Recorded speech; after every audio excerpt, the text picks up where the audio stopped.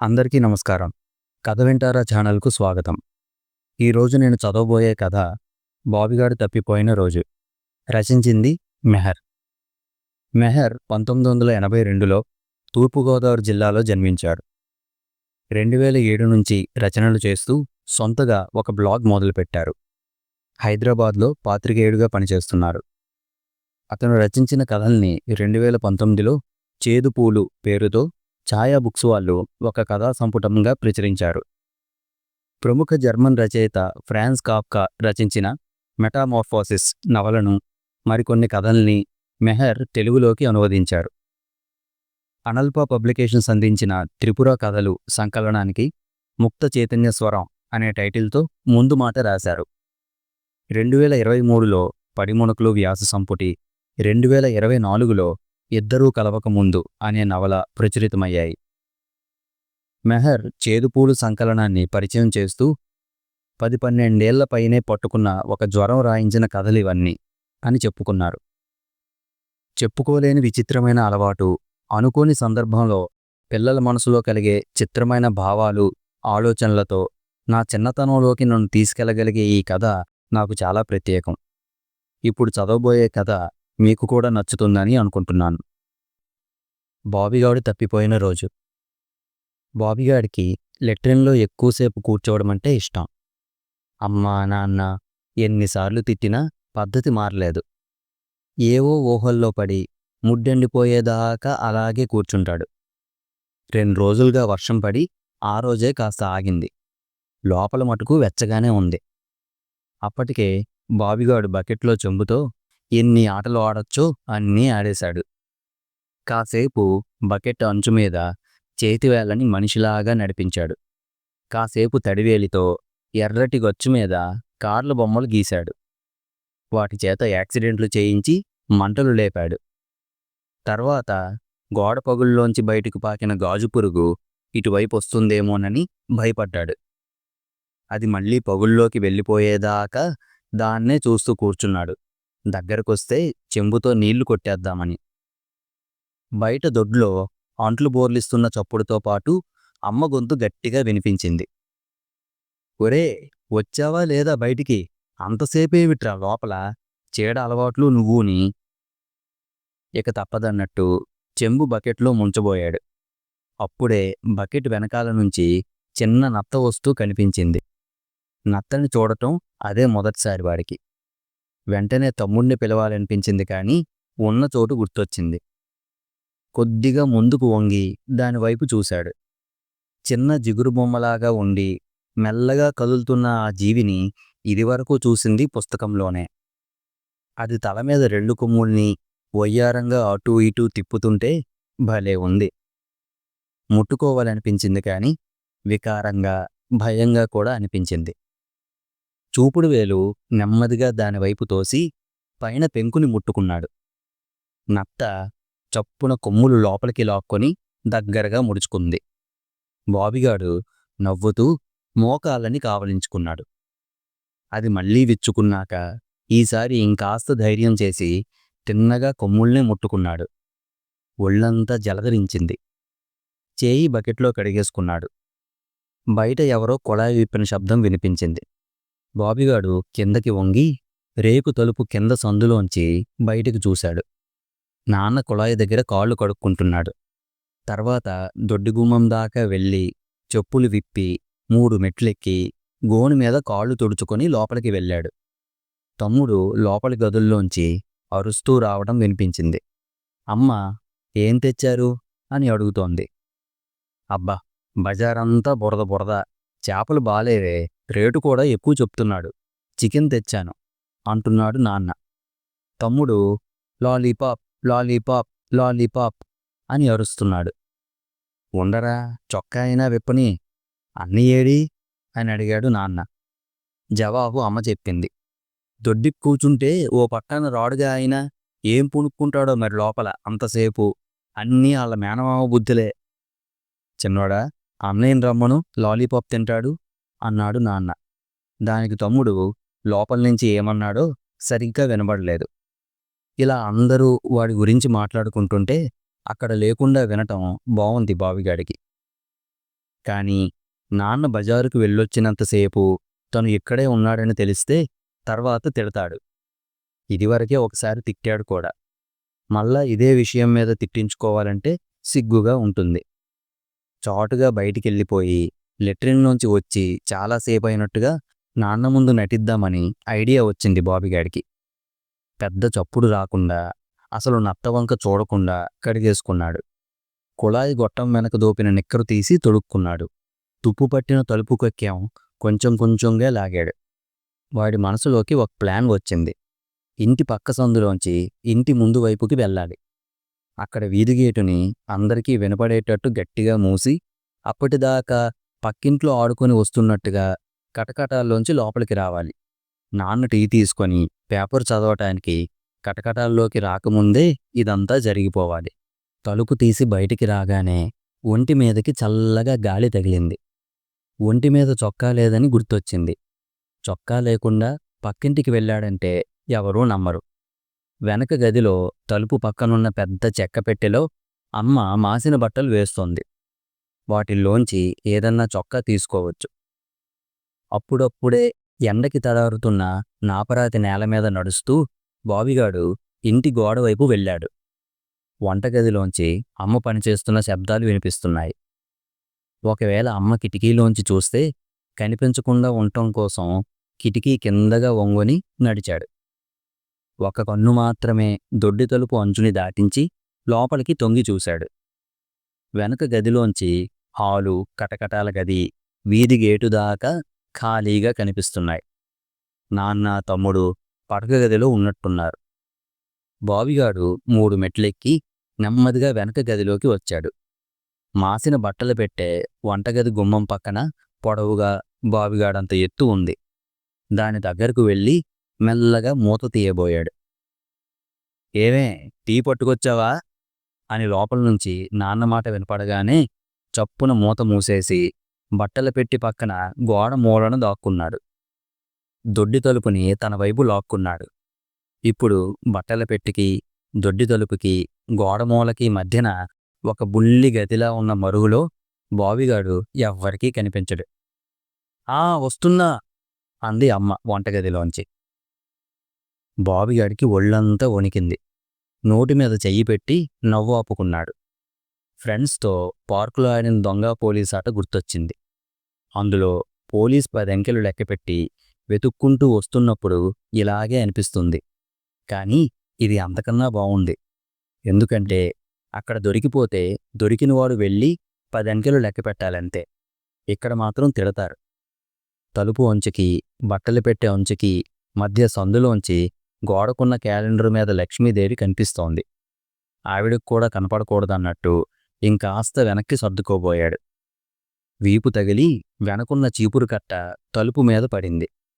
కుచ్చువైపే పడటం వల్ల చిన్నగానే చప్పుడయ్యింది. అమ్మ నడుస్తున్నట్టు కాలి పట్టీలు వినబడ్డాయి. బావిగాడు కాసేపు ఊపిరి కూడా ఆపేసి విన్నాడు. కాని పట్టీలు పడగ్గది వైపు వెళ్ళిపోయాయి. ఏడే, పెద్దోడేడి అన్నాడు నాన్న. అవునింకా రాడేంటి అంది అమ్మ. ఈసారి పట్టీలు ఇటువైపే వస్తున్నాయి. బావిగాడు గట్టిగా కళ్ళు మూసుకున్నాడు. పట్టీలు దొడ్లోకి వెళ్ళాయి. రే బాబీ అని గట్టిగా వినపడింది. బావిగాడు ఊహలో దొడ్లో అమ్మ తిరగడం కనిపించింది. ఏంటిది చిత్రం, పిల్లాడేడి? ఈసారి అమ్మ గొంతు కాస్త గాబరాగా ఉంది. పట్టీలు అటూ ఇటూ తెగ తిరుగుతున్నాయి. రే బాబీ అని ఈసారి ఇంకా గట్టిగా వినిపించింది. బావిగాడు ఒకే ధ్యాసగా వింటున్నాడు. పట్టీలు 3 మెట్లెక్కి మళ్లీ లోపలికి వచ్చాయి. తలుపు సందులోంచి అమ్మ చీర దాటి వెళ్లటం కనిపించింది. కాసేపటికి కటకటాల తలుపు తీయడం వినిపించింది. పిల్లాడు ఎక్కడా లేడండి అంటోంది అమ్మ గొంతు. అదేంటే అంటోంది నాన్న గొంతు పడగ్గదిలోంచి. బావిగాడికి పొడిగా గుటకలు పడుతున్నాయి. బయటికెళ్ళి వాళ్ల ముందు నిలబడగలిగే అవకాశం కొద్ది కొద్దిగా దూరం జరుగుతున్నట్టు, వాళ్ళందరి నుంచి వేరైపోయి ఒక పెద్ద గొయ్యిలో కూరుకుపోతున్నట్టు ఉంది. అమ్మ గొంతు ఈసారి పడగ్గదిలోంచి వినపడింది. ఏమో మరి, దొడ్లో లేడు, సందులోనూ లేడు. బయట గచ్చు కింద కూడా చూశాను. లెట్రిన్‌లోనే ఉన్నాడనుకున్నాను ఇప్పటిదాకాను. రే చిన్నోడా, అన్నయ్య ఏడ్రా అంది నాన్న గొంతు. తెలియట్లే డాడీ అనేసి తమ్ముడు మళ్ళీ పులిలాగా గాండ్రిస్తున్నాడు. వాడికి ఇంకా సరిగ్గా మాటలు రాలేదు. బాబిగాడికి బయటికి వచ్చేయాలని ఉంది కానీ ఉన్న చోటు నుంచి కదలలేనట్టుగానూ ఉంది. ఏంటి కింద చూస్తున్నారు? ఒకసారి ఇలాగే కదా మంచం కింద దూరి నిద్రపోయాడు వెధవ. ఇంట్లో లేకపోతే మరి బయటేమో వేసిన గేటు వేసినట్టే ఉంది. ఏమైపోయాడంటారు? ఎంతసేపు నీ పనులు నీ గొడవే కాని పిల్లల మీద ధ్యాస ఉండదే బొత్తిగా.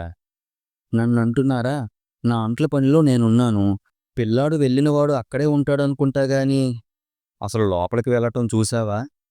ఏమోనండి. తలుపు మూసుకోవడం వినపడింది వంటింట్లోంచి. మీరేమో బయటికి వెళ్ళారు. చిన్నోడా చెప్పకుండా వెళ్ళడు. ఇంక వాడే అనుకున్నాను. ఏదీ సరిగ్గా చెప్పవే నువ్వు. ఈసారి నాన్న లుంగి తలుపు సందుని దాటి దొడ్డెం వైపుకు వెళ్ళటం కనిపించింది. కాసేపు దొడ్లోంచి అమ్మానాన్నలిద్దరూ బాబీ, రే నాన్నా అంటూ అరిచారు. లెట్రిన్, బాత్రూం తలుపులు తెరిచి మూసిన చప్పుళ్ళు.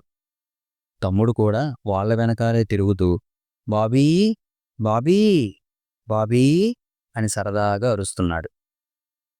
పిల్లాడు మీ ఇంటికేమన్నా వచ్చాడా వదినా? లేదమ్మా, రాలేదు. మా వాళ్ళిద్దరూ కూడా ఇంట్లో లేరుగా. వాళ్ళ డాడీ బయటకు తీసుకెళ్లారు. లోపలికి వెళ్ళినప్పుడు నాన్న అంగలు గట్టిగా పడుతున్నాయి. అమ్మ పట్టీల చప్పుడు కూడా వెంట వెంటనే వినిపిస్తోంది. బాబిగాడికి ఇప్పటిదాకా ఏ మూలో ఉన్న సరదా పూర్తిగా పోయింది. ఎక్కడికండి చెప్పులు? ఉండు, మరింట్లో లేకపోతే బయట చూసి రావద్దు. చెప్పకుండా అలా వెళ్ళడండి. అమ్మ గొంతు కంగారుగా ఏడ్చేలాగా ఉంది. మళ్ళీ తనే చెప్పింది. ఆదివారం ఈ పిల్లలంతా ఆ గుడి దగ్గర పార్కులో ఆడతారు. ఒకసారి నాకు బడికెళ్ళటం ఆలస్యమైతే మనవాడు అక్కడే కనిపించాడు. సెలవు రోజు కూడా ప్రశాంతంగా ఉండనివ్వరు కదే, ఏదో ఒక సంత. నాన్న మెట్లు దిగటం, గేటు తీయడం, స్కూటర్ స్టార్ట్ చేయడం వినిపించాయి. స్కూటర్ చప్పుడు తగ్గుతూ తగ్గుతూ ఇంకా వినపడకుండా పోయింది. అది వెళ్ళిన కాసేపటి తర్వాత ఒరే బాబీ, బాబి తల్లీ అని అమ్మ అరుపు గట్టిగా వినిపించింది. అమ్మ ఒక్కతే ఇంట్లో నిలబడి అంత గట్టిగా అరవటం చిత్రంగా, భయంగా అనిపించింది బాబిగాడికి. ఏడుపు మొహం వచ్చేసింది. మోకాళ్ళు ఊరికే గోకేసుకుంటున్నాడు. అమ్మా, అన్న ఏరే, ఏం చేశారే అంటున్నాడు తమ్ముడు. తమ్ముడి ముద్దు మొహం గుర్తొచ్చి ఎంతో బెంగగా అనిపించింది బాబిగాడికి. వాళ్ళెవ్వర్నీ తిరిగి కలవలేనంత దూరం వచ్చేసినట్టుంది. ఏడుపు ఉగ్గబెట్టుకుంటుంటే చెంపలు నొప్పెడుతున్నాయి. వచ్చేస్తాడమ్మా అన్న, ఇక్కడే ఎక్కడికో వెళ్ళుంటాడు. పద వెతుకుదాం మనమును. కాసేపటికి ఇల్లంతా నిశ్శబ్దంగా అయిపోయింది. ఎవరూ లేరని తెలుస్తోంది కానీ బయటికి రావాలంటే బాబిగాడికి ధైర్యం చాలటం లేదు. పడగ్గదిలోంచి వస్తున్న ఫ్యాను చప్పుడొక్కటి వింటూ అలాగే కూర్చున్నాడు. మొత్తానికి కాసేపటికి ధైర్యం కూడేసుకొని తలుపు ఓరగా తెరిచి చూశాడు. వీధిగేటు తెరిచొదిలేసి ఉంది. వెళ్దామా వద్దా అని ఊగిసలాడి నెమ్మదిగా పైకి లేచాడు. తలుపు జరిపి బయటికి వచ్చాడు. టప్మని చప్పుడైతే హల్లిపోయి వెనక్కి చూశాడు. చీపిరి కింద పడి ఉంది.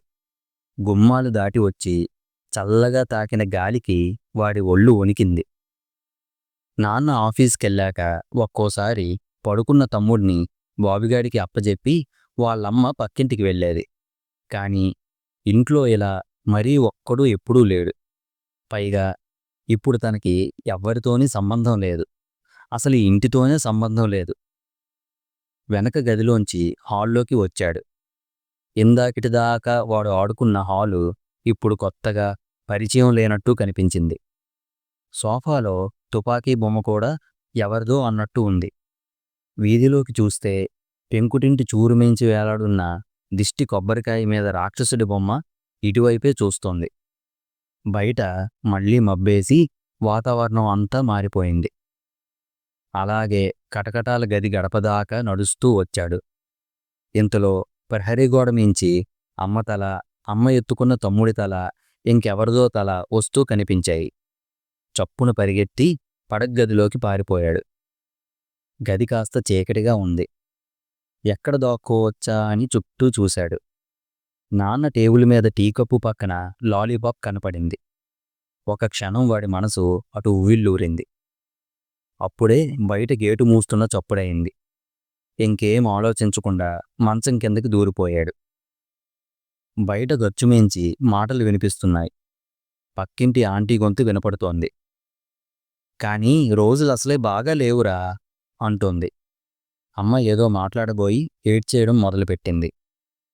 మంచం కింద నుంచి చూస్తుంటే బాబిగాడికి బయట నేల మీద తమ్ముడు ఆడుకుని వదిలేసిన ఎలిఫెంట్, టైగర్ బొమ్మలు కనిపిస్తున్నాయి. టైగర్ ఎలిఫెంట్ కాలు కొరికేస్తోంది. ఆ బొమ్మలు మసగ్గా అయిపోతూ బాబిగాడి కళ్ళని కన్నీళ్లు కమ్మేశాయి. బయట అమ్మ ఏడుపు ఎక్కువయ్యే కొద్దీ ఇక్కడ వాడి ఏడుపు పెరిగిపోయింది. కడుపులోంచి దుఃఖం గిట్టకరిచిన పళ్ళ మధ్య నుంచి తన్నుకొచ్చేస్తోంది. నోరు నొక్కేసుకొని గచ్చు చల్లదనానికి కాళ్ళు కడుపులోకి ముడుచుకొని ఏడుస్తున్నాడు. రీ రీమని తిరుగుతున్న ఫ్యాను చప్పుడులో వాడి వెక్కిళ్ళు కలిసిపోతున్నాయి. ఏడ్చే కొద్దీ ఆకలి కూడా వేస్తోంది. ఎక్కడ్నుంచో స్కూటర్ చప్పుడు దగ్గరగా వచ్చి ఇంటి ముందాగింది. నాన్న మాటలు వినపడ్డాయి. అమ్మ ఇంకా పెద్ద పెట్టున ఏడ్చేస్తోంది.